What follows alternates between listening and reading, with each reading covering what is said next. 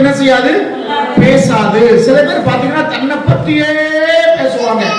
அது காதலா இருக்கட்டும், கணவன் மனைவியா இருக்கட்டும், சொல்லுவாங்க நான் இல்லைன்னா நீ இல்லை, நான் இல்லைன்னா இந்த காரியம் பண்ண முடியாது, நான் இல்லைன்னா வீடு இல்லை, நான் இல்லைன்னா குடும்பம் இல்லை என்று சொல்லி எப்பொழுது என்ன செய்வாங்க, தன்னை பற்றியே ஒரு முதுகு, அதாவது ஒரு முதலிடத்தை அவர்கள் வகித்துக் கொண்டே இருப்பார்கள்.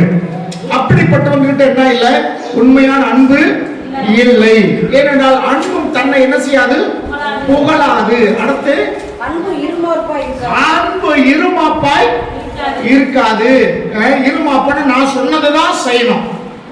உன்னுடைய கருத்து நல்ல கருத்தா இருந்தாலும் அது என்ன செய்யறதுல கேட்காதபடிக்கு இருமாப்பாய் பேசுற ஒரு காரியம். இருமாப்பான வீம்பு, என்ன செய்யாது, வீம்பு. இருமாப்பால் வீம்பாவே பேசுறது. அன்பு இருந்தா என்ன செய்ய மாட்டாங்க, வீம்பாய் பேச மாட்டாங்க. அடுத்துமா, அடுத்து அன்பு இல்ல, அதுக்கு கீழே அயோக்கியமானதை செய்யாது, தற்பொழிவு அதாவது ரொம்ப மேட்டிமையாய் நாடாது.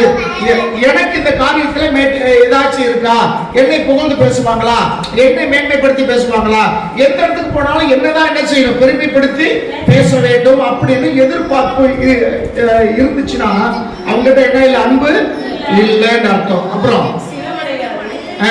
சினமடையாது, கோபம் வராது, தீங்கு நினைக்காது, அடுத்தவங்களுக்கு என்ன செய்யாது, தீங்கு நினைக்காது, அநியாயத்துல சந்தோஷப்படாமல் சத்தியத்துல என்ன செய்யும், சந்தோஷப்படும், சகலத்தையும் தாங்கும், சகலத்தையும் விசுவாசிக்கும், சகலத்தையும் நம்பும், சகலத்தையும் சகிக்கும்.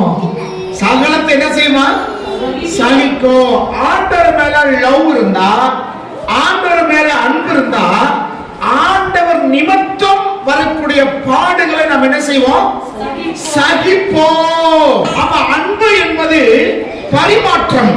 என்னது, தன்னிடத்துல இருக்கிறத என்ன செய்யறது, தன்னிடத்துல எது பெஸ்டோ, இருக்கிறதுலே கம்மியான கிடையாது, நம்ம கிட்ட இருக்கிறதுல பெஸ்ட் அவங்களுக்கு கொடுக்கும் போது அவங்க மேல நம்ம எந்த அளவத்துல அன்பா இருக்கிறோம் என்று வெளிப்படுத்துவதில் தான் இது பரிமாற்றம். இந்த லவர் டே அப்படித்தானே, நிறைய நம்ம நாட்டுல கிடையாது, வெளிநாட்டுல பாத்தீங்கன்னா பயங்கரமா இருக்கும் அந்த நாள்ல. அப்ப ஒருத்தர் நேசிக்கிறோம் என்று சொல்லி வாயில சொல்லுவதல்ல, அது கிரியினால காட்டுவது. எப்படி காட்டுவது, தன்னிடத்துல இருக்கிற பெஸ்டை அவங்க அன்பு செலுத்துறவங்க கிட்ட என்ன செய்வாங்க, கொடுப்பாங்க. சரிங்களா, நீங்க ஒரு உங்க மேல அன்பு வச்சிருக்கிறவங்க, நீங்க அன்பு வச்சிருக்கிறவங்க ஒரு பெஸ்டா கொடுக்கணும்னா என்ன கொடுப்பீங்க, ஒரு பெஸ்டான கொடுக்கணும் நீங்க நினைக்கிறீங்க, என்ன கொடுப்பீங்க, தருவீங்க? 40 வருஷத்துக்கு அதாவது சரீரத்துக்கு தான் சில சோர்வே தவிர ஆவிக்கு என்ன இல்ல. இன்னும் இப்ப ஜூலி சொல்லிச்சு 40 வருஷம் முன்னாடி சொல்லி இருந்தா செய்வேன், இப்பவே 40 வருஷம் பின்னாடி போயிருச்சு. அந்த யோசனை எல்லாம் பின்னாடி போய் சரீரம் இங்க தான் இருக்க தவிர யோசனைகள் சிந்தனைகள் எங்க போயிருச்சு, 40 வருஷத்துக்கு முன்னாடி போயிருச்சு. அது பேர் வந்து பசுமையான நினைவுகள். அப்படிதானே, ஏதோ ஒரு காரியத்தை செய்ய வேண்டும் என்று விரும்புவோம். ஆமா, 40 வருஷம் ஆச்சு, பேத்தி பண்ணதை எடுத்தாச்சு, இன்னும் அவருக்கு என்ன கொடுக்கணுமா, பெஸ்ட் கொடுக்கணுமா அப்படின்னு இல்ல, உள்ளூர் ஒரு எண்ணம் என்ன செய்யும், இருக்கும். ஆனா ஆண்டவர் உங்களையும் என்னையும் அன்பு செலுத்துறதுனால இருக்கிறதுலே பெஸ்ட் அவருடைய ஜீவன், அதை கொடுத்து விட்டார். அல்லேலூயா, அல்லேலூயா. அவர் அதாவது பாவிகளுக்காக ஒருவன் மரிப்பது, அதான் நல்லவனுக்காக ஒருவன் மரிப்பது அரிது. நல்லவன் தாயா, அவன் செத்து போனா நானும் செத்து போறேன் உனக்காக, இப்படி துணிவது அரிது. ஆனா நீங்களும் நானும் பாவிகளா இருக்கும் போது இயேசு உங்களுக்காக எனக்காக மரித்தார். அல்லேலூயா. மரித்த இயேசு மண்ணுக்கு மண்ணாய் போகாமல் உயிர்த்தெழுந்து உங்களோடும் என்னோடும் உறவாடி கொண்டிருக்கிறார். அல்லேலூயா. சொல்லுவாங்களே, அவர் செத்து சாமியா எங்க கூடவே என்ன செய்யறாரு, இருக்கிறாரு. இது அவங்களுடைய நம்பிக்கை, இது அவங்க மேல வச்சிருக்கிற ஒரு அன்பு. சரிங்களா? ஆனா ஆண்டவராய் இயேசு நம்ம கூடயே இருக்கிறார். அல்லேலூயா. யோவான் 3ஆம் அதிகாரம் 16 நீங்க பாத்தீங்கன்னா, அவர் தமது ஒரே பேரான குமாரனை உலகத்தில் தந்தருளி ஒருவர் கெட்டு போக வேண்டாம், ஒருவர் கெட்டு போக கூடாது என்பதற்காக இவ்வளவாய் உலகத்தில் அன்பு கூர்ந்தார், லவ் பண்ணினார். இந்த உலகத்தை என்ன செய்தார்? லவ் பண்ணினார். சரிங்களா? அப்ப அந்த லவ் எப்படிப்பட்ட லவ் தெரியுமா? உயிரை கொடுக்கிற ஒரு லவ். அல்லேலூயா. கர்த்தருக்கு மகிமை உண்டாகட்டும். ஆண்டவர் நம்ம மேல வைத்திருந்த அந்த லவ், அந்த அன்பு, அந்த அதை மதிக்கத்தக்க அந்த விலையேற பெற்ற தைலத்தை கொண்டு வந்து என்ன செய்தார்? ஆண்டவர் கூட்டினார். அன்பு. அது செய்வதில் முந்தி கொண்டாலாம். என்ன செய்தார்? அந்த நல்ல காரியம் செய்வதற்கு மரியாள் முந்திக் கொண்டாள். ஆண்டவர் மேல அன்பு வைத்திருக்கிறோம். ஆண்டவர் நமக்காக ஜீவன் கொடுத்துட்டார். கொடுத்து நான் உண்மையில அன்பா இருக்கிறேன், உண்மையில பிரியமா இருக்கேன்னு சொல்லி நிரூபிச்சு காட்டு விட்டா, இப்ப நாம ஆண்டவருக்கு அன்பு செலுத்துகிறோம், ஆண்டவர் மேல அன்பா இருக்கிறோம் என்று சொல்லி இந்த லவர்ஸ் டேல எப்படி ஒருவர் பரிமாற்றம் பண்ணிக் கொள்கிறார்களோ, ஏதோ செடிய போகும்போது ஒரு பூ இருக்கு, அது பிடிக்கிட்டு போய் என்ன செய்வாங்க சில பேரு கொடுப்பாங்க. அது எந்த பூன்னு அவனுக்கு என்ன செய்யாது, தெரியாது. ஏன்னா இது வந்து வெளிநாட்டுடைய கலாச்சாரம். இந்த பூ கொடுக்கறதுலாம் யாருக்கு? வெளிநாட்டு கலாச்சாரம். சில பேரு ஆண்கள் வந்து பெண்களுக்கு பூ கொடுப்பாங்க, அந்த பெண்கள் போகும்போது அது காதல வச்சுட்டு போயிடுவாங்க. யார் காதல? இப்படி நிறைய என்ன செய்யுது நடக்கிறத நம்ம பார்க்கிறோம். அருமைக்குரியவர்களே, மரியாள் தன் வீட்டில் தனக்கென வைத்திருந்த அந்த பெஸ்டை ஆண்டவருக்கு கொண்டு வந்து கொடுத்தார். அப்ப இந்த லவர்ஸ் டேல ஒருத்தர் மட்டும் கொடுத்துக்கிட்டே இருக்கிறது, ஒருத்தர் வாங்கிக்கிட்டே இருக்கிறது பேர் என்ன இல்ல? என்ன இல்ல? லவர்ஸ் டே இல்ல. ஒருத்தருக்கு ஒருத்தர் என்ன செய்யணும்?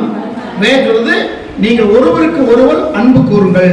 ஒருவருக்கு ஒருவர் எப்படிங்க அன்பு கூர்ந்தீங்கன்னா மெய்யாகவே என்னுடைய சீசர்களா இருப்பீர்கள் என்று யோவான் சுவிசேஷம் 15ஆம் அதிகாரத்துல 12, 13, 14 வசனம் வாசிச்சு பாத்தீங்கன்னா அங்க அன்பை குறித்து ஆண்டவர் சொல்லுகிறார். அல்லேலூயா.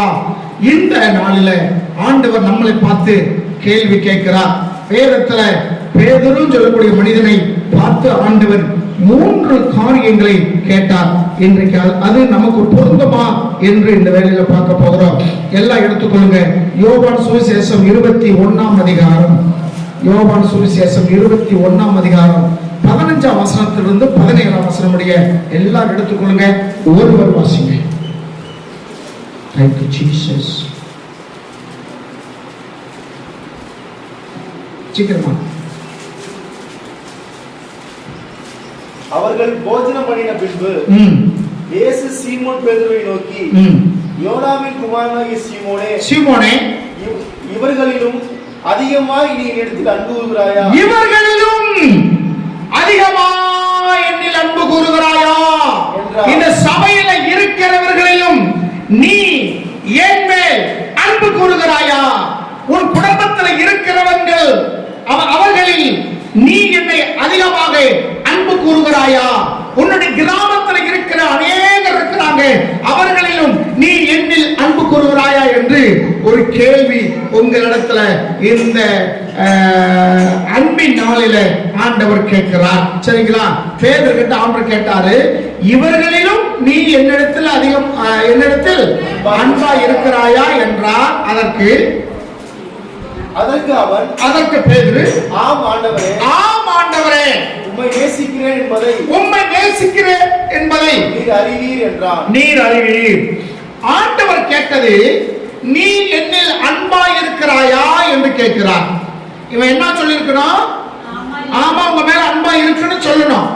இவனா சொல்றான், நான் உங்களை நேசிக்கிறேன் என்பதை நீர் அறிந்திருக்கிறீர். அடுத்த வசனம். இரண்டாம் தரம் அவர் அவனை நோக்கி, யோனாவின் குமாரனாகிய சீமோனே, நீ என்னிடத்தில் அன்பாய் இருக்கிறாயா என்றார். மறுபடியும் அதே வார்த்தை சொல்றார். ஒரே வார்த்தை திருப்பி திருப்பி சொன்னார்னா அதுல ஏதோ முக்கியமான விஷயம் இருக்குன்னு பொருள். அழுத்தி சொல்லுகிறார். ஒரு முறைக்கு 2 முறை சொல்லுகிறார். 16ஆம் வசனத்திலையும் பார்க்கிறோம், யோனாவின் குமாரனாகிய பேதுருவே, என்னில் அன்பாய் இருக்கிறாயா என்று கேட்கிறார். இன்னைக்கு உங்களுக்கு என்னைய பார்த்து கேட்கிறார். இந்த 2வது மாசத்துல கேட்கிறார். உபவாச நாளிலே கேட்கிறார், மற்றவர்களை விட நீ என் மேல் அன்பாய் இருக்கிறாயா? அல்லேலூயா, ஸ்தோத்திரம். கர்த்தர் நாம இருந்தாகட்டும். அதற்கு அவனும் பாருங்க, சொன்னதை சொல்லு கிளிப்பு. நேத்து ஒரு பேச்சு, இன்னைக்கு ஒரு பேச்சு கிடையாது. அப்ப சொன்னதே மறுபடியும் சொல்றேன். என்ன சொல்றான் பாருங்க. 3ஆம் தரம் அவர் இல்ல, அதுலயே 2ஆம் பகுதியிலேயே, ஆம் ஆண்டவரே, உம்மை நேசிக்கிறேன் என்பதை இவனும் மாத்தல, ஆண்டவரும் மாத்தல, இவனும் மாத்தல. நேத்து ஒரு பேச்சு, இன்னொரு பேச்சு எல்லாம் கிடையாது. ஆண்டவரை நேசிக்கிறேன் என்பதை நீர் அறிவீர். ஆண்டவர் விடல. மறுபடியும் 3வது முறையாக இவன் என்ன வார்த்தை பயன்படுத்தினானோ அந்த வார்த்தைக்கு இறங்கி வருகிறார். 17ஆம் வசனம், 3ஆம் முறை,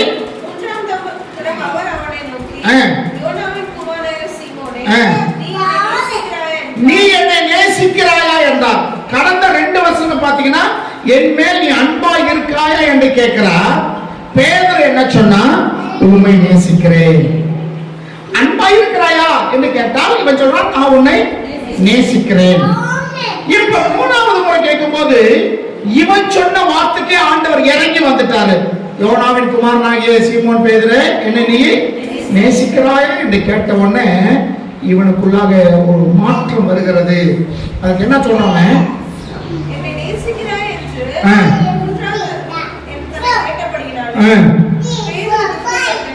பேதுரு துக்கப்பட்டு, ஆண்டவரே நீர் எல்லாவற்றையும் அறிகிறீர் என்றார். சரிங்களா? துக்கத்தோடு சொல்றான். 3வது முறை சொல்லும்போது எப்படி சொல்றான்? துக்கத்தோடு. ஆமா ஆண்டவரே, நான் உம்மை நேசிக்கிறேன் என்பதை நீர் என்ன செய்வீர்? அறிவீர் என்று ஒரு துக்கத்தோடு சொன்னான். ஏன் இவனுக்கு துக்கம் வந்தது? துக்கத்தோடு சொல்றதுக்கு அவன் ஆண்டவர் என்ன வஞ்சாரா? இல்ல. சரிங்களா? 3வது முறை துக்கத்தோடு அவன் சொன்னானா, நான் உம்மை நேசிக்கிறேன் என்பதை நீர் என்ன செய்வீர்? அறிவீர். இப்ப ஆண்டவர் கேட்டது அன்பு, இவன் கேட்டது நேசம். அன்புக்கு இங்கிலீஷ் ஆங்கிலத்துல லவ், நேசம் என்பதற்கு ஷேமா. இந்த இரக்கம், கிருபை, இதுக்கெல்லாம் பாத்தீங்கன்னா என்ன இருக்கு? மெர்சி என்று சொல்லுவார்கள். மெர்சி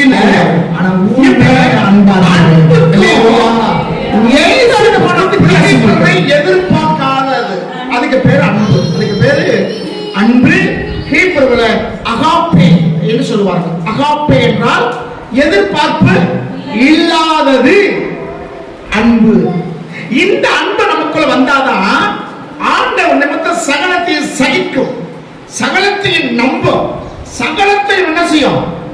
சகலத்தையும் விசுவாசிக்கும், தாங்கும். அந்த அன்பு இருந்தா சொல்லுவாங்கல்ல, தான தர்மம் பண்ணு. பைபிள் கூட கொர்நேலிய மனுஷன் என்ன செய்தானா? மிகுந்த தான தர்மங்களை செய்தான் இருக்கு. சரிங்களா?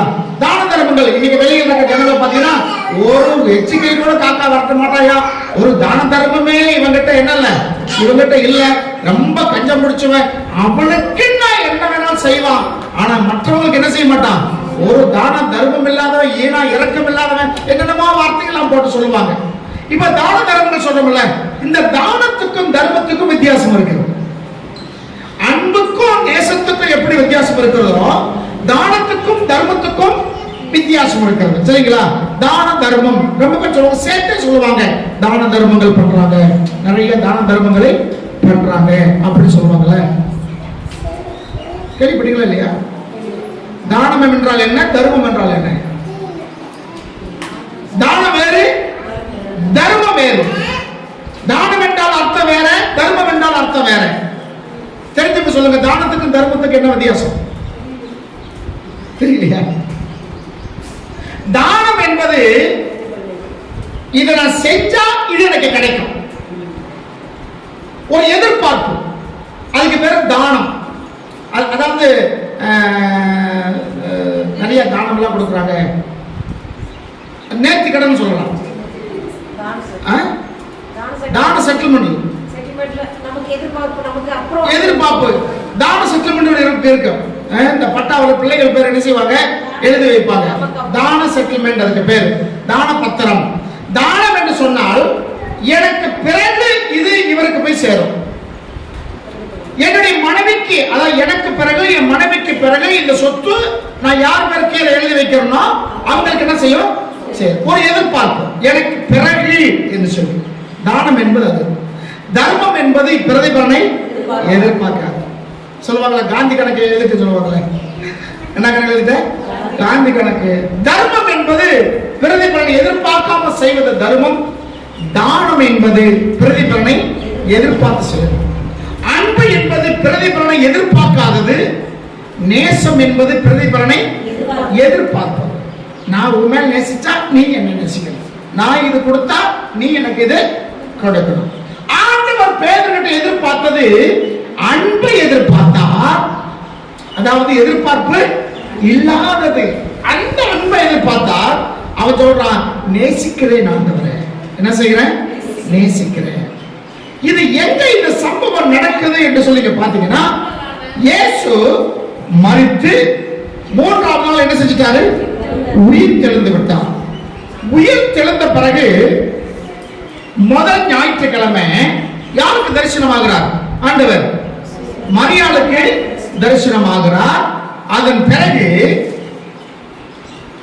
தன்னுடைய அப்போஸ்தலர்களுக்கு என்ன செய்கிறார், தரிசனமாகிறார். அவங்க யூதர்களுக்கு பயந்ததினால, ஏன்னா இயேசுடைய கல்லறை திறந்திருக்கு, அங்க சரீரம் இல்லை என்று சொன்னா நாட்டில் என்ன வந்துடும், பெரிய குழப்பம் வந்துடும், மறுபடியும் பிரச்சனை வந்துருமே சொல்லி இவங்க பயந்து கொண்டு பேதுருவும் எல்லா சீசர்களும், ஒருத்த மட்டும் இல்லை, தோமா தொடர்பு மட்டும் அவன் வெளியே போயிட்டான். எங்க போய் சுத்தறான்னு தெரியல, சரிங்களா? ஒருவேளை இயேசுடைய சரீரம் காணல என்று சொல்லி அவர் சரித்திரம் சொல்லுது. அவன் விசாரிச்சுக்கிட்டு இருந்தான். நம்ம இந்த தோமாவுக்கு ஒரு குணம், யார் என்ன சொன்னாலும் நம்ப மாட்டான். இவன் கண்ணார பார்க்கணும், இவன் கண்ணார பார்க்கணும், காதால கேட்கணும், அப்படி இருந்தாதான் நம்புவான். அப்படிப்பட்ட ஒரு சுபாவம் இன்னைக்கு நம்ம அநேகர் என்ன செய்யுது, ஒரு கேள்வி கேட்கிறோம், அதுக்கு பதில் இல்ல, கிடைக்காத வரைக்கும் அதையே கேட்டுட்டு இருப்போம். நீ என்ன சாக்கு பார்க்க சொன்னாலும் சொல்லுவாங்கல்ல, என் மனம் ஏற்றுக்கொள்வதற்கு தயங்குகிறது அப்படின்னு சொல்லுவாங்கல்ல, அந்த மாதிரி ஒரு கேள்வி, அந்த முழுமையான காரியங்கள் தெரிந்து கொள்ளும் வரைக்கும் என்ன இருக்கும், அந்த கேள்விகள், அந்த கணைகள், கேள்வி கணைகள் வந்து கொண்டே இருக்கும். தோமா வந்து அப்படிப்பட்ட ஒரு சுபாவம் இருக்கிற மனுஷன். இவர் வெளியே போயிட்டார். இயேசு அவங்க மத்தியில தோன்றி உங்களுக்கு சமாதானம் உண்டாவதாக என்று சொல்லிவிட்டார். சொல்லிட்டு என்ன பதில் தெரியல, நடந்து விட்டு என்ன செஞ்சாரு, கடந்து போய்விட்டார். போன பிறகு தோமா வர்றான். தோமா வந்தோடனே இந்த 11 பேர் பார்த்து, டேய் எங்கனால போய் தொலைஞ்சா, இயேசுநாதர் வந்தாடுறா, நம்ம தலைவர் இங்கே வந்தாடுறா, வந்து எங்களெல்லாம் பார்த்துட்டு போனாடுறா, நீ எங்க போன அப்படி கேட்கும்போது இவன் நம்பவே இல்லை. எல்லா சீசர்களும் சொல்றாங்க, என்ன செய்யல, நம்பவே மாட்டேங்கிறான். படுக்கும் போது எந்திரிக்கும் போது வந்தாடுறான், நம்புடா, நான் தானே மூத்த அப்போஸ்தலன் பேதுரு சொல்லியிருப்பான், நான் தானே மூத்த அப்போஸ்தலன். இப்ப யார் எல்லாம் எங்க இருக்காங்கன்னா பேதுரு வீட்டுல தான் இருக்கிறாங்க. ஏன்னா பேதுரு தான் குடித்தனமாய் இருக்கிறான். பேதுரு தான் குடித்தனம். அவனுக்கு மாமியா இருந்தாங்க, மாமியா இருந்தா மருமக சம்சாரம் இருக்கும்ல, சம்சாரம் இருந்தாங்க. அவங்க வீட்டுல தான் இவங்க இருக்கிறாங்க. இப்ப எல்லாம் எருசலேம்ல தான் இருக்கிறாங்க. ஒரு பெரிய பிரச்சனை, நாடே எப்படி இருக்கு, ஒரு பெரிய ஒரு கொந்தளிப்புல இருக்கு. இயேசுடைய சரீரம் காணல. ஏன்னா இயேசு அவங்க எப்படி சொன்னாங்க, புரட்சியாளர். எப்படிப்பட்டவர், புரட்சியாளர். அவர் வந்து சிலுவையை போட்டு என்ன செஞ்சாங்க, கொண்டாங்க. அவர் சரீரம் காணலன்னா பிரச்சனை வரும்ல. அப்ப எல்லாரும் இங்க இருக்கிறாங்க. தோமா கிட்ட சொல்லி பாக்குறாங்க, இவன் நம்பவே மாட்டேங்கிறான். கடைசியில் ஒரு விரக்தி வந்து, நீங்க சொல்றதெல்லாம் நம்ப மாட்டேன், என் கண்ணார நான் பார்க்கணும், அவருடைய காயத்தை என் விரல என்ன செய்யணும், விடணும், அவருடைய சரீரத்தை நான் தொட்டு பார்க்கணும், அப்படி இருந்தாதான் நான் நம்புவேன், நீங்களும் சொல்ல என்ன செய்ய மாட்டேன், நம்ப மாட்டேன் சொல்லி விட்டுட்டாங்க. தோமாவுக்கான ஆண்டு தரிசனமாயிருந்தா அந்த நேரத்தில் என்ன செஞ்சிருக்கணும், தரிசனம் ஆயிருக்கணும். அப்பாகல 8 நாள் கழித்து மீண்டும் 8 நாள்னா அடுத்த ஞாயிற்றுக்கிழமை, சரிங்களா? அந்த ஞாயிற்றுக்கிழமை இந்த இந்த பாக்கி இருக்கிற 11 பேர் ஒருத்தர் தூக்கப்பட்டு செத்து போயிட்டான். 11 பேர் இருக்கும்போது ஆண்டவர் என்ன செய்கிறார், வந்து தரிசனமாகிறார். தோமாவே வா என்னை தொட்டு பாருன்னு கேட்கும்போது அவன் என்ன செய்யறான், ஆண்டவரே தேவனே சொல்லி அவன் வந்து குற்றத்தை உணர்ந்துகிட்டு மன்னிப்பு கேட்டான். நீ கண்டு விசுவாசிக்கிற விட காணாமல் விசுவாசிதான். நீ பார்த்த பிறகு ஒரு காரியத்தை நம்ப வேண்டிய அவசியம் இல்ல. நீ பார்த்த பிறகு நம்ப வேண்டிய அவசியம் கிடையாது. பார்க்காம இருந்து என்ன செய்யணும், நீ விசுவாசிக்கணும் சொல்லி அந்த மனுஷனை கண்டிச்சு சொல்லிட்டு அந்த இடத்த விட்டு என்ன செஞ்சிட்டாரு, கடந்து போய்விட்டான். இந்த இடத்த விட்டு போயிட்டு இப்ப இந்த 11 பேர் நினைக்கிறாங்க, நாளைக்கு ஒரு வேலை வருவாரா, நாளை கழிச்சு வருவாரா, இல்ல அடுத்த ஞாயிற்றுக்கிழமை தான் வருவார். ஏற்கனவே 2 ஞாயிற்றுக்கிழமை வந்துட்டு போயிட்டார். உயிர் தெளிந்தது ஃபர்ஸ்ட் ஞாயிறு, அதுக்கப்புறம் 8வது நாள்னு கரெக்டா இருக்கு பைபிள்ல, 8வது நாள் சொல்லி இருக்கு. அப்ப அந்த நாள்ல 26 வசனம் பாருங்க, மறுபடியும் 8 நாளைக்கு பின்பு அவருடைய சீசர்கள் வீட்டுக்குள்ளே இருந்தார்கள், தோமாவும் அவரோட கூட இருந்தார். இவன் வெளியே போனவன போகாம நிறுத்திட்டு இருறா, போன ஞாயிற்றுக்கிழமை வந்தார், இந்த ஞாயிற்றுக்கிழமை வந்தாலும் வருவார், இருறா போவான்னு சொல்லி அவனை நிக்க வச்சுட்டாங்க. ஏசு அங்க வந்துட்டார், வந்துட்டு காட்சி கொடுத்து போயிட்டார். இப்ப இந்த 11 பேர் அந்த வீட்டுல தான் இருக்கிறாங்க. ஒருவேளை நாளைக்கு வருவாரா, நாளை கழிச்சு வருவாரா, எப்படி வருவாரு, அடுத்த ஞாயிற்றுக்கிழமை வருவாரா, இப்படி பார்த்துக்கிட்டே இருக்கிறாங்க. ஆண்டவர் என்ன செய்யல, வரவே இல்லை. இப்ப ஒரு வீட்டுல 11 ஆம்பளைங்க இருக்காங்க. ஒரு வீட்டுல 11 ஆம்பளைங்க, பேதுருவை சேர்த்து 11 பேர். இந்த 11 பேர் எந்த வேலை வெட்டிக்கு போறதில்ல. மாமியா இருக்கிறாங்க, மனைவி இருக்கிறாங்க. 11 பேருக்கு சமையல் அவங்கதான். சரி, ஏற்கனவே மாமியா சுகவீனமா இருக்கும்போது இயேசு அங்க போய் தொட்ட உடனே ஜுரம் நீங்க உடனே அந்த அம்மா என்ன செய்தாங்க, பணிவிடை செய்தால் அப்படின்னு பைபிள் இருக்கு. அந்த அம்மா வேலை செய்யற அம்மா சமையல் செய்யுது. இந்த ஒரு நாள் 2 நாள் 1 வாரம் 2 வாரம் 3 வாரம் பார்த்தாங்க, 1 மாசம் பார்த்தாங்க. இவங்க எங்கேயும் போற மாதிரி தெரியல. காலையில எந்திரிக்க, குளிக்க, சாப்பிட இந்த வார்த்தைகள் பேசிக்கிட்டே இருக்கு. மத்தியானம் சாப்பிட, கொஞ்ச நேரம் தூங்க, மறுபடியும் தூங்க எந்திரிச்சு ஒரு டீ, ஒரு என்னது ஒரு கடி, ஒரு குடி குடிச்சிட்டு மறுபடியும் இந்த வார்த்தைகளை பேசிக்கிட்டு இருக்கிறது. எத்தனை நாளைக்கு இந்த 2 பொம்பளை சும்மா இருப்பாங்க? ஏதாச்சும் குழப்பம் வந்துருக்குமாங்க. மாமியை போகும்போது சொல்லும், ஆமா இவங்களுக்கு வேற வேலையே இல்லை, இப்படியே உட்காந்துருக்காங்க. ஏதோ வந்தாங்க போனாங்க, ஏசுனாலும் உயிர்ந்து போயிட்டு உயிர் திறந்துட்டாரு. அவங்க ஊருக்கு போக வேண்டியதானே, இங்கேயே இருக்கிறாங்க அப்படின்னு சொல்லி மாமியா ஒருவேளை என்ன செய்ய, ஜாட மாடையா பேசியிருப்பாங்க, பேசிருக்க மாட்டாங்க, கரெக்டா பேசியிருப்பாங்க. பேதர் வீட்டுக்குள்ள போகும்போது மனைவி என்ன செஞ்சிருப்பாங்க, சும்மாவே இருக்காங்களே, நீங்களும் பேசாம இருக்கீங்களே, அவங்கள போக சொல்லுங்க வீட்டுக்கு, சொல்லுங்க. நீங்களும் சொல்ல மாட்டேங்கிறீங்க, அவங்களும் புரிஞ்சுக்கிட்டு போற மாதிரியே தெரியல. அவங்க வீட்டுக்கு போக வேண்டியதானே, அவங்க காரியங்களை பார்க்க வேண்டியது. இத்தனை நாள் ஒரே வீட்டை டேரா போட்டு நாங்களும் என்னதான் 3 நேரம் செய்யணும். அது நம்ம மாதிரி சாப்பிடுறவங்க இல்லை அவங்க எல்லாம். பேத கொஞ்சம் பணக்காரர் தான், அதனால என்ன செஞ்சு போய் நம்ம என்ன செஞ்சிருக்கோம், விருந்தும் மருந்தும் 3 நாளைக்கு என்ன செஞ்சிருக்கோம், நல்லா ஐட்டமா செஞ்சு போட்டிருக்கோம். இந்த பையன் ருசி பார்த்துட்டாங்க. அங்க போனா என்ன செய்ய போறோம், ஒண்ணும் இல்லைங்க. ஏன்னா இவர் தானே எல்லாத்துக்கும் லீடர், தலைவர். அந்த மாவு அந்த படிப்படியா அந்த ஐட்டங்கள்லாம் குறைக்குது. அப்பவும் எங்களுக்கு புரியல. கடைசியில ரசத்துல கொண்டு வந்து நிக்குது. எங்க வந்துருச்சு, ரசம் வந்துருச்சு. அப்பவும் இவங்க எந்திரிச்ச மாதிரி தெரியல. பேருக்கு போகும்போது ஒரு டோஸ், வரும்போது டேஸ். இவரால சொல்லவும் முடியல, போகடா வேலைக்கு, அவங்க ஊருக்கு போகடான்னு இவரால சொல்லவும் முடியல. டக்குன்னு ஒரு முடிவு எடுத்தான். ஒரு முடிவு எடுக்கணும்னு சொல்ற பாருங்க, 3ஆம் வசனம் 21:3 21:3 அதெல்லாம் வச்சிருக்கீங்க. சீமோன் பேதுரு மற்றவர்களை நோக்கி, அந்த 2ஆம் வசனத்தை பார்த்தீங்கன்னா யார் யார் இருந்தாங்க, தோமா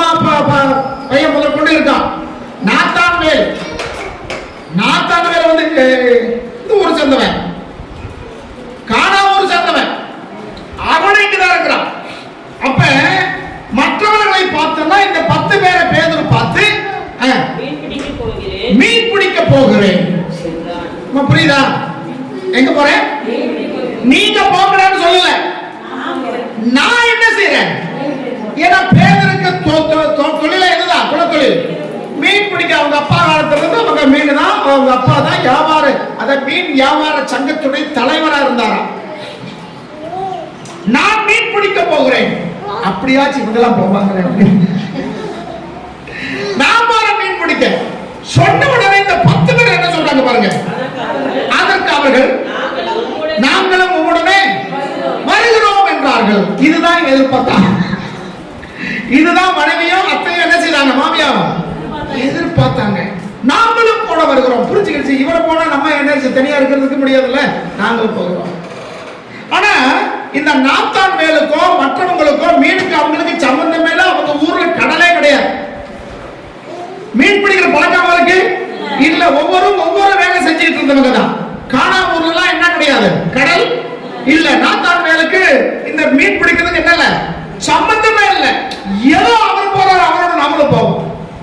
சில பேர் எப்படிதான் குரூப் மெண்டாலிட்டி சொல்லுவாங்க. Group mentality. அந்த போற காரியத்துக்கு அதுக்கு சம்பந்தமே இருக்காது. ஆனா எல்லாரும் போகும்போது நாமளும் என்ன செஞ்சிருவோம், கூட போயிருவோம். சம்பந்தமே இருக்காது. அப்ப நாங்களும் வருகிறோம் என்று சொல்லி எல்லாரும் போயிட்டாங்க. உடனே படகு ஏறினாங்களாம். லேட்டே ஆகல, உடனே போய் என்னட்டாங்க, படகு ஏறிட்டாங்க. ராத்திரி முழுவதும் வலை போடுறாங்க. இதுல பேதுருதான் சீனியர். அவருக்கு எல்லாம் தெரியும். எந்த இடத்துல எந்த மீன் இருக்கு, என்ன ஆழம், எங்க படகு வந்து தரை தட்டும், எல்லாம் தெரியும். ஆனா ராத்திரி முழுவதும் பிரயாசப்படுகிறான். ஒரு மீன் கூட என்ன செய்யல. ஒரு போன உடனே மீன் நிறைய கிடைச்சிருந்து அவன் கரைக்கு கொண்டு வந்து அந்த அம்மா கொண்டு போய் சந்தையில வித்து கொண்டு வந்து காசு பார்த்துட்டாங்கன்னா இவங்க ஊழியத்துக்கு என்ன செய்ய மாட்டாங்க, போக மாட்டாங்க. அதனால சொல்லுவாங்களே, இடைய குத்தி உடனே தோல் மேலேயே ஒரு ஆட்டுக்குட்டி போட்டுக்கிட்டு எல்லா ஆடு எண்ணி பார்க்கற ஒரு ஆடு குறையாவே இருக்கு. அந்த ஆடு எங்க இருக்கு, இவரை புடலை வச்சிருக்கு. இதை எண்ணாம கீழே இருக்கிற ஆடுகளே என்னடாலாமா அப்படின்னு ஒரு கதை சொல்லுவாங்க. அறிவைக்குரியவர்களே, இரவு முழுவதும் மீன் பிடிக்கலாம் பிரயாசப்பட்டு. ஏன்னா மீனுக்கு வந்து ரொம்ப வருஷம் ஆச்சு. இயேசு என்னைக்கு உன்னை மனுஷன் பிடிக்கிறோம் ஆக்குவேன் வா என்று சொல்லி பேதுருவை இயேசு கூட்டுக்கிட்டு போனாரோ கிட்டத்தட்ட எத்தனை வருஷம் ஆயிடுச்சு, ஒரு 3 வருஷ காலம் ஆயிருச்சு. 3 வருஷம் கழிச்சு மறுபடியும் பழைய தொழிலுக்கு என்ன செய்யறான், புறப்பட்டு போறான். இரவு முழுவதும் இது வந்து பெரிய ஒரு ஆழமான சத்தியம். இதுக்குள்ள போகிற நான் அன்பை குறிச்சு பேசிட்டு இருக்கேன். ராத்திரி முழுவதும் பிரயாசப்படுகிறான். ஒரு கெண்ட குஞ்சு கூட என்ன செய்யல, கிடைக்கல. விடிஞ்சே போச்சு. உடனே படகு ஏறினான் இருக்கு. அது எந்த நேரமா இருக்குன்னு நமக்கு தெரியல. உடனே படகு ஏறினா ராத்திரி முழுவதும் உழைக்கிறான். அந்த உழைப்புக்கு என்ன இல்லை, ஒரு பிரயோஜனம் இல்லை. சில பேர் அப்படிதான். ஆண்டவரை விட்டு விட்டு உழைக்கிற உழைப்பு தற்போது ஆசீர்வாதமா இருக்கிற மாதிரி தெரிஞ்சாலும் முடிவில நிலை நிற்காது. முடிவில் என்ன இருக்காது, நிலை நிற்காது. ராத்திரி முழுவதும் உழைக்கிறான். ராத்திரி முழுவதும் உழைக்கிறான். அது இந்த பேதுரு பார்த்தா நிர்வாணமாவே நின்றுருக்கா. ராத்திரி முழுசா சட்டையும் இல்ல வேஷ்டியும் இல்லாம முழு நிர்வாணத்துல எங்க நிற்கிறான். பாக்கி 10 பேரும் கூட இருக்கிறாங்க. வெக்க வேண்டாமா கொஞ்சம் ஆச்சு. ஆண்டவர் விட்டு பின் வாங்கி போகிறவர்களுக்கு இதெல்லாம் பெருசா என்ன செய்யாது, தெரியாது. நியாயம் ஒரு தவறு செஞ்சாலும் அதை நியாயப்படுத்துவாங்க. எப்படி படுத்துவாங்க தெரியுமா, ஆம்பளை தான் இருக்கிறோம், நமக்குள்ள என்ன, அது ராத்திரியில இந்த நேரத்தில் யார் வர போறாங்க, செய்த தவற நியாயப்படுத்துவாங்க. சில பேர் வீட்டிலேயே இருந்தாலும் சர்ச்சுக்கு என்ன செய்யறதில்ல, வர்றதில்லை. ஏன் வரலன்னு கேட்டா, எனக்கு ஒரு வேலையா இருந்துச்சு. என்ன வேலை, ஒரு வேலையா, என்ன வேலை, தூங்குற வேலையா இருக்கும், இல்லாட்டி டிவி பார்க்குற வேலையா இருக்கும், இல்லாட்டி பேருக்கு எங்கேயாச்சும் போயிட்டு வரும். பாக்கி நேரம் எங்கதான் இருக்கு, வீட்டுல தான் இருக்கும். இதான் ஆண்டவரை விட்டு கொஞ்சம் கொஞ்சமா விலகி போகிறது. சில நாள் நியாயப்படுத்தும், வெள்ளிக்கிழமை ஆண்கள் வரமாட்டாங்க, பெண்கள் தானே வருவோம், நாங்களும் யாரு. அந்த தவறை நியாயப்படுத்துவாங்க. தவறு என்ன செய்ய மாட்டாங்க, ஒத்துக்கொள்ளாம அதை நியாயப்படுத்துகிற ஒரு காரியமாய் காணப்படுகிறது. சரி, இப்ப ராத்திரி முழுவதும் அவன் பிரயாசப்பட்டு மீன் பிடிக்கிறான், ஒன்றும் அகப்படல. இப்ப விடிஞ்சே போச்சு. என்ன ஆயிடுச்சு? விடிஞ்சு போயிடுச்சு. இயேசு கரையில நிற்கிறார். வீட்டுல இருக்க வரைக்கும் வரல. இன்னைக்கு வருவாரு, நாளைக்கு வருவாரு, காலையில் வருவாரு, சாயங்காலம் வருவாரு, திடீர்னு வருவாரு. எதிர்பார்த்து பார்த்து கடைசியில் பொண்டாட்டிகிட்டையும் அத்தைகிட்டையும் பேச்சு வாங்கிதான் இருந்துட்டான், வேலைக்கே வந்துட்டான். இப்ப கரையில நிற்கிறார். ஆனா கரையில நிற்கிற இயேசு என்று இவர்களுக்கு தெரியவில்லை. புரியுதா? சில வேளைகளை பின்வாங்கி போகிறோடைய நிலைமை இயேசே சொன்னாலும் இயேசு சொன்ன மாதிரி என்ன செய்ய மாட்டாங்க, ஏற்றுக்கொள்ளவே மாட்டாங்க. ஆண்டவரை அடையாளம் கண்டுபிடிக்க முடியாது. தேவ சத்தத்தை புரிந்து கொள்ள மாட்டார்கள். யார் சத்தத்தை? தேவ சத்தத்தை. இந்த சாமுவேல் பையன் இருக்கான்ல, அவனுக்கு ஆண்டவர் சத்தமும் தெரியல, ஏலியோட சத்தமும் தெரியல. ரொம்ப பேர் பிரசங்கம் பண்றதா, ரொம்ப பேர் சொல்றதுல நம்ம பார்த்துருக்கோம். அது வந்து மேலோட்டமா போயிருவாங்க. ஆண்டவருடைய சத்தம் சாமுவேல் அறியாததினால் எந்திரிச்சு எங்க போனா, ஏலி கிட்ட போனா. சத்தம் அறியவில்லை என்று சொல்லி வேற ஒரு டாபிக் சொல்லுவாங்க. நம்ம கண்டுபிடிச்சது இவனுக்கு ஏலி சத்தம் கூட கேட்கல, அந்த குரல் கூட என்ன செய்யல, கொலையே இருக்கிறான், சின்ன பிள்ளைந்து கொலை இருக்கிறான். ஆனா ஏலியுடைய வாய்ஸ் எப்படி இருக்குன்னு செய்யல, தெரியல. அவன் குழந்தை பிள்ளைதானே நினைக்கலாம், இல்ல வளர்ந்தான் என்று இருக்கு. சாமி என்ன செய்தான், வளர்ந்த பிறகும் ஏலியுடைய சத்தத்தை இவனால புரிந்து கொள்ள முடியல. இன்னைக்கு நீங்களும் நானும் ஆவிக்குரிய வாழ்க்கையில வளர்ந்திருக்கிறோம். அல்லேலூயா.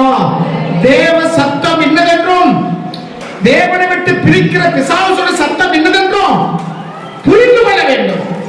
இல்லைன்னா என்ன செய்ய வேண்டியது இருக்கு, அங்க இங்கேயும் அலைந்து கொண்டு இருக்க வேண்டியதுதான்.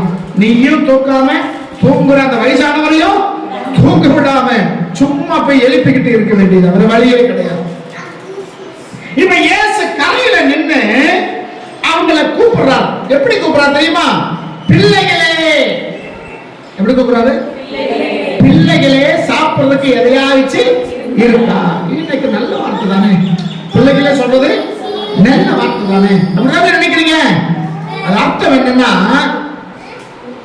ஏற்கனவே இந்த 12 பேருக்கு ஆண்டவர் அப்போஸ்தலர் பட்டம் கொடுத்து விட்டார். அல்லேலூயா. என்ன கொடுத்தாரு? அப்போஸ்தலர்கள், வழி நடத்துகிறவர்கள், மெச்சூரிட்டி கூப்பிடுறாரு. பிள்ளைகளே சாப்பிட எதையாச்சும் இருக்கிறாரு. பிள்ளைகளே, அந்த இடத்தை விட்டு ரிப்பல என்ன வருது, அதற்கு அவர்கள் ஒன்றுமில்லை, ஒண்ணுமே இல்லை. பின்வாங்கி போனவங்க என்ன இருக்காது, சமாதானம் இல்ல, மகிழ்ச்சி இல்ல, பொருளாதாரம் இருக்கலாம், பொருளுக்காக வந்த உறவுகள் இருக்கலாம், நித்திய நம்பிக்கை இல்ல, பரலோகத்து மேல என்ன கிடையாது, நம்பிக்கை இல்ல, ஒண்ணுமில்லை, ஒண்ணுமில்லை. சில பேர் என்ன சொன்னா எது கேட்டாலும் இல்லதான் சொல்லுவோம். இந்த லவர்ஸ் டேல ஒருவருக்கு ஒருவர் என்ன செய்யணும், பொருட்களை பரிமாற்றிக் கொள்ள வேண்டும். இன்னைக்கு ஆர்டர் கேட்கிறாரு, பிள்ளைகளே சாப்பிடுறதுக்கு ஏதாச்சும் இருக்கா? என்ன சொல்ல போறீங்க? ஒண்ணுமில்லை. என்ன இல்ல, ஒண்ணுமில்லை சொல்றதுக்கு பேரு லவ்வா? ஒண்ணுமில்லை சொல்றதுக்கு பேரு அன்பா? ஆண்டவர் உனக்காக எனக்காக ஜீவனை கொடுத்தார். அல்லேலூயா, அல்லேலூயா. கேட்கிறார் ஆண்டவர் அவர்கிட்ட. முந்தி அவர் உன்னை நேசித்தார், இரண்டாவது நீ என்ன செய்றாய், அவரை நேசித்துக் கொண்டிருக்கிறாய். ஒண்ணுமே இல்லை. சரி, ஒண்ணுமில்லையா? உன்னுடைய வளைய வலது பக்கத்துல போடு. எங்க போடு? வலது பக்கத்துல போட சொல்றான். அப்படியே பேதர் போட்டானாமா.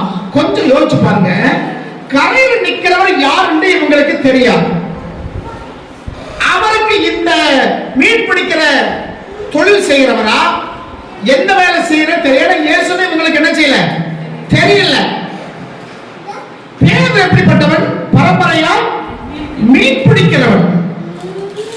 இப்போ யாரோ ஒருத்தர் ரோட்ல அங்க நின்னுகிட்டு, கடற்கரையில நின்னுகிட்டு உன் வலையை கொண்டு போய் வலது பக்கத்துல போடு அப்படின்னு சொன்னா இந்த பேருடைய ரியாக்ஷன் என்னவாக இருந்திருக்கணும்? யார் யார் நீரு எனக்கு போய் சொல்லிக்கிட்டு இருக்க நீ? எங்க அப்பா தெரியுமா, எங்க தாத்தா தெரியுமா, இந்த கடலையே பிறந்து வளர்த்தவங்க, எங்களுக்கு தெரியாதாக்கும் நீர் யாருமே உனக்கு இந்த கடலை பத்தி என்னையா தெரியும் உனக்கு? அப்படிதானே? இப்படி கேள்வி கேட்டிருக்கணும். ஏசுன்னு தெரிஞ்சாங்க ஒரு சொன்ன உடனே என்ன கிடைக்கும்? பயம் கிடைக்கும். யாருமே தெரியாது. வலைய போட்ட உடனே இழுத்து பார்க்கறாங்க, என்ன செய்ய முடியல, இழுக்க முடியல. பெரிய மீன் மட்டும் 153 மீன் இருந்துச்சா? 153 என்னமோ மீன் ஒரே தடவை போட்டதுனால இழுத்துக்கிட்டு எல்லாம் 10 பேர் சேர்ந்து இழுத்துக்கிட்டு இருக்காங்க. அதை ஒருத்த மட்டும் அந்த கரையில நிக்கிறவரை குரு குரு குரு பார்த்துக்கிட்டே இருந்தாங்க. யாருன்னு பார்த்தா அவன் யோவான், இயேசுவுக்கு அன்பான சீசன். குருகுரு பார்த்த உடனே கண்டுபிடிச்சுட்டா அது கத்தே. கரை நிக்கிறது யாரு? கத்தே. ஆண்டவர் நிக்கிறாரு. சொன்னதுதான் பாக்கி. இந்த வலையை அந்த பேதர் போய் அப்படியே விட்டுட்டு சட்டை போட்டிருந்தால, சட்டை கட்டியிருந்தா அது மட்டும் இடுப்பு கட்டிக்கிட்டு அப்படியே தண்ணியில் டை அடிச்சிட்டான். 300 அடி இருக்கும். 200 முழம் இருக்கு. 200 முழம்னா 300 அடி. 300 அடி தூரத்துல படகு நிக்குது. கரையில இயேசு என்று சொன்ன உடனே அப்படியே குறிச்சு நீச்சடிச்சு எங்க வந்துட்டான்? முதலா இயேசு கிட்ட வந்துட்டான். அப்புறம் படகு வந்துச்சு. இவங்க வந்த உடனே அங்க ஒரு பெரிய காரியம் நடக்குது பாருங்க. 9ஆம் வசனம் பாருங்க. அவர்கள் கரையிலே வந்து இறங்கின போது கரி நெருப்பு போட்டிருக்கிறதையும் அதன் மேல் மீன் வைத்திருக்கிறதையும் அப்பத்தையும் கண்டார்கள். இவங்க கரைக்கு வந்து 300 அடி தான், ரொம்ப தூரம் இல்ல. எத்தனை அடி தான்? 300 அடி. 300 அடி படகை தள்ளிட்டு வந்து கரையில போய் பார்த்தா நெருப்பு எரிஞ்சுக்கிட்டு இருக்கு, மீன் சுட்டுக்கிட்டு இருக்காரு, அப்பமும் சுட்டுக்கிட்டு இருக்கு.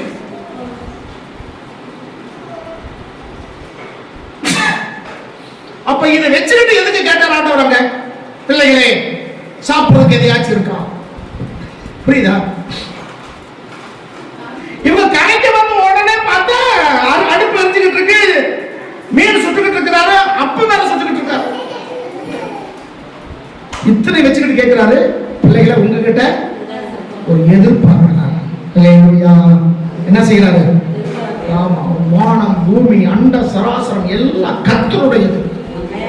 எல்லாவற்றையும் நம்மளை ஆசீர்வதித்திருக்கிறார்.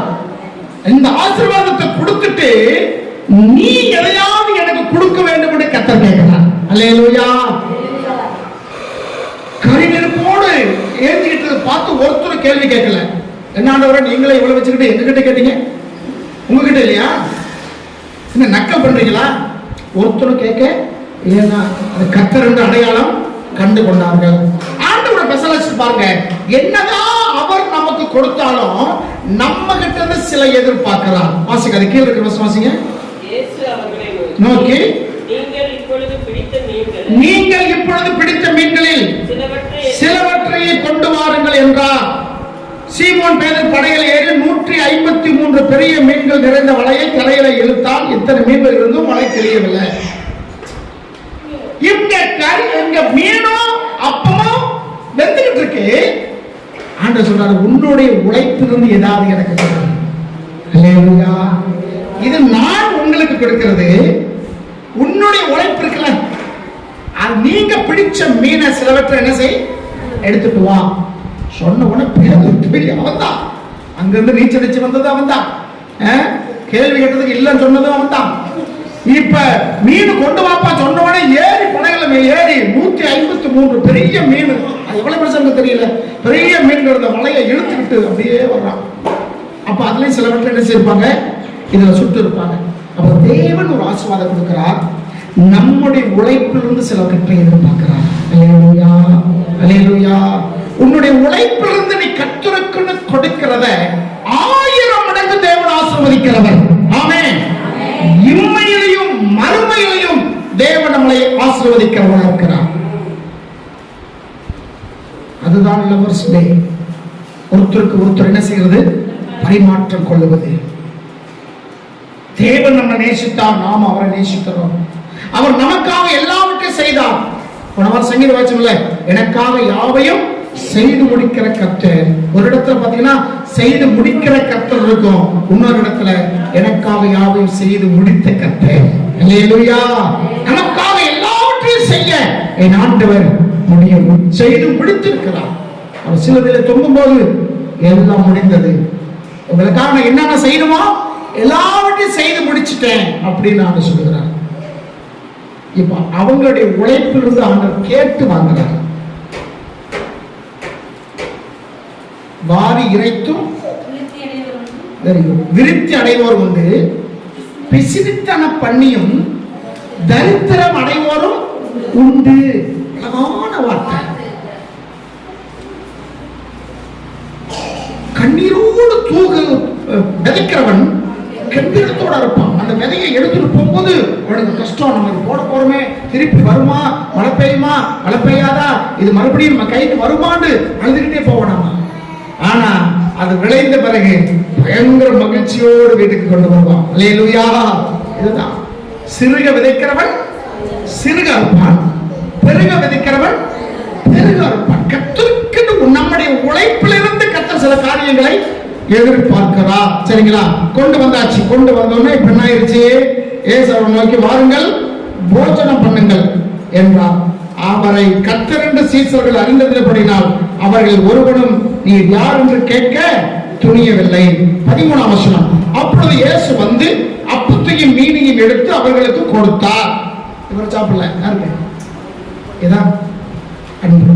இல்லையா? கொடுத்தார்.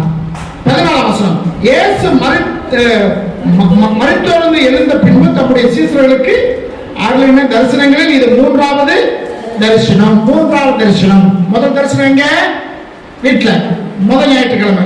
இரண்டாவது தரிசனம் இரண்டாவது ஞாயிற்றுக்கிழமை. மூணாவது இந்த கடற்கரையில. சரிங்களா? அவங்க சாப்பிட்டு முடிச்ச பிறகு இருப்பா 15 வருஷம் ஆயிடுச்சுங்கள, அவர்கள் போஜனம் பண்ணின பின்பு இவங்க சாப்பிட்டாங்க திருப்தியா. மீனும் அப்பமும் ஃபுல் கட்டிட்டாங்க. 11 பேர் என்ன செஞ்சிட்டாங்க? 11 பேர் சாப்பிட எத்தனை மீன் சுட்டு போறாங்க? எத்தனை அப்பம்? ஒரு ஆளுக்கு 5 அப்பம் சாப்பிட்டாலும் 11 பேருக்கு எத்தனை சுட்டு அவங்களுக்கு கொடுத்து அவங்க சாப்பிட்ட பிறகுதான் கேட்கிறாரு, பேதுருவே ஏன் அன்பா இருக்காயா? சும்மா வெறுமனே சொல்லல. இப்ப புரியுதா பேக்கிறவன் எப்படின்னு? இத்தனை செஞ்ச பிறகுதான் பேதுருவே என் மேல அன்பா இருக்கிறாயா? அது அவனை மட்டும் கேட்ட கேள்வி இல்ல, மற்றவர்களை விட நீங்க என் மேல் அன்பா இருக்காயா? நேசிக்கிறேன், அன்பா இருக்கிறாயா? நேசிக்கிறேன். சரி, நேசிக்கிறாயா? அது உங்களுக்கே தெரியும். துக்கத்தோடு சொன்னானா? 3ஆம் வார்த்தை. ஏன் அந்த துக்கம் வந்துச்சு நான் சொல்லி முடிக்கிறேன். அது உமக்கே தெரியும்னு சொன்னா பாத்தீங்களா? ஆரம்பத்தில் நான் இருந்த நிலைமை உங்களுக்கு தெரியும். படகுல தச்சுக்கிட்டு இருந்தனே அந்த நிலைமை தெரியும். அப்ப பேதுருடைய படகு எப்படிப்பட்ட படகா இருந்துச்சு? வெறுமையான படகு. வெறுமையான படகு. பிரயாசப்பட்டு உழைத்து ஒரு மீன் கூட அப்பவே கிடைக்கல. அந்த வெறுமையான படகை இருக்கும்போது என்னை சந்திச்சிங்களே, அதுவும் தெரியும். உங்களுக்கு பின்னாடி வாங்க சொன்ன உடனே எல்லாத்தையும் விட்டுட்டு நான் வந்தல, அதுவும் உங்களுக்கு தெரியும். உங்களோடவே நான் இருந்து, அத பூவோடு நார் இருந்தால் நாரும் வணக்கம் சொன்னது போல உங்களோடவே நான் இருக்கும் போது எனக்கு வந்த மகிமையும் உங்களுக்கு தெரியும். இத்தனையும் தெரிஞ்சிட்டு உங்களுக்கு யாருன்னு தெரியாம மறுதளிச்சனே, அதுவும் உங்களுக்கு தெரியும். இத்தனையும் அந்த அந்த தெரியும் சொல்லக்கூடிய வார்த்தைக்குள்ள அடங்கி வந்துருச்சு. அப்ப நம்ம வாழ்க்கையில் நடக்கிற எல்லா சம்பவங்களும் யாருக்கு தெரியும்? தெரிஞ்சுதான் கேட்கிறாரு, என் மேல அன்பா இருக்கிறாயா அப்படின்னு. நான் உன் மேல அன்பா இருக்கிறேன். இத்தனை கெடுதல் பண்ணின பிறகும், இத்தனை இடங்கள் பண்ணின பிறகும், என்னை மறுதளிச்ச பிறகும், யாருன்னு தெரியாம சபிக்க என்னை ஆரம்பிச்சுட்ட. இத்தனையும் தெரிஞ்சுதாமா உன்னை தேடி வந்திருக்கிறேன். அல்லேலூயா. இத்தனையும் தெரிஞ்சுதான் நிறைய சந்தர்ப்பம் என்னை விட்டு விலகி விலகி விலகி வச்சிருக்கிறேன், போயிருக்கிறேன். ஆனாலும் நான் உன்னை விட்டு போகவே இல்லை. அல்லேலூயா. இப்ப சொல்லு, நீ என்னிலே அன்பா இருக்கிறாயா? பிரதிபலன் எதிர்பார்க்காத அன்பு. இவன் நேசிக்கிறேன், பிரதிபலன் எதிர்பார்க்கிற அன்பு. நான் உன்னை நேசிச்சா நீ என்ன நேசிக்கணும், நான் உனக்கு கொடுத்தா நீ எனக்கு கொடுக்கணும். ஆனா அன்பு என்பது நீ கொடுத்தாலும் கொடுக்காட்டாலும், நீ என் மேல அன்பு வச்சாலும் வைக்காட்டாலும் உன் மேல நான் அன்பு வச்சிருந்தேன். அல்லேலூயா. இதுதான் உண்மையுள்ள அன்பு. எனக்கு பிப்ரவரி 14 காதலர்கள் தினம், லவர்ஸ் டே.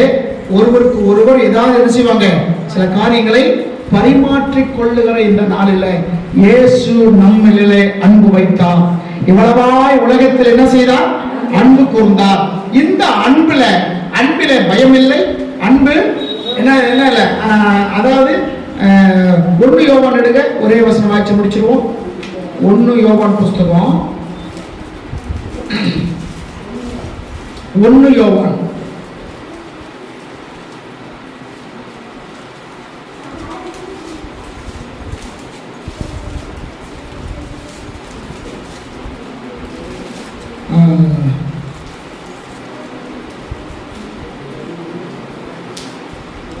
ஒன்று யோவான் 4ஆம் அதிகாரம் 16ஆம் வசனம். 1 யோவான் 4:16. தேவன் நம்ம மேல் வைத்திருக்கிற அன்பை, தேவன் நம்ம மேல் வைத்த நேசம் இல்ல, என்னது, அன்பை. அல்லேலூயா.